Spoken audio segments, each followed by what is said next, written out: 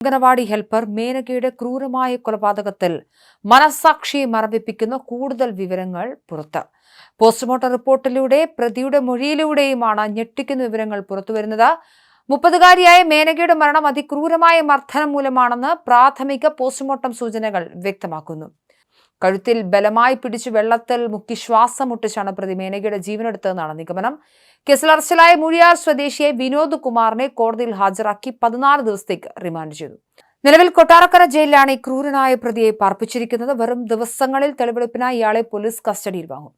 വനവിഭവങ്ങൾ ശേഖരിച്ച് വിൽപ്പന നടത്തുന്ന 42-കാരനായ വിനോദ് കുമാർ സ്വന്തം മകളെ ഒരു ബസ് സ്റ്റോപ്പിൽ നിർത്തിയ ശേഷമാണ് ഈ കൊടും ക്രൂരതയ്ക്ക് മുതിർന്നത്.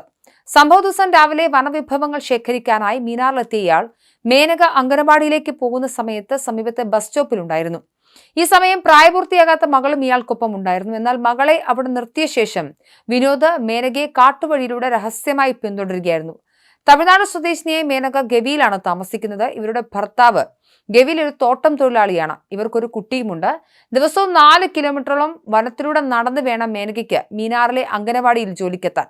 9 മണിയോടെ ഇവർ വീട്ടിൽ നിന്നും ഇറങ്ങുന്നത് നാട്ടുകാർ കണ്ടിരുന്നു. വനപാതയിലൂടെ നടന്നുപോയ മേനകയെ വിനോദ് കുമാർ വഴിയിൽ വെച്ച് തടഞ്ഞു നിർത്തുകയും ആക്രമിക്കുകയുമായിരുന്നു. മേനക സർവ്വശക്തിയും എടുത്ത് പ്രതിരോധിക്കാൻ ശ്രമിച്ചെങ്കിലും കല്ലുകൊണ്ട് തലക്കടിച്ചു വീഴ്ത്തിയ ശേഷം പ്രതി ഇവരെ റോഡിൽ നിന്നും താഴേക്ക് ബലമായി വലിച്ചിഴച്ചു കൊണ്ടുപോയി. ഇതാണ് പ്രതി പോലീസിന് നൽകുന്ന മൊഴി. തുടർന്ന് കാട്ടുചോലയുടെ കരയിൽ വെച്ച് ക്രൂരമായ പീഡനത്തിന് ഇരയാക്കുകയും വെള്ളത്തിൽ മുക്കി കൊല്ലുകയുമായിരുന്നു.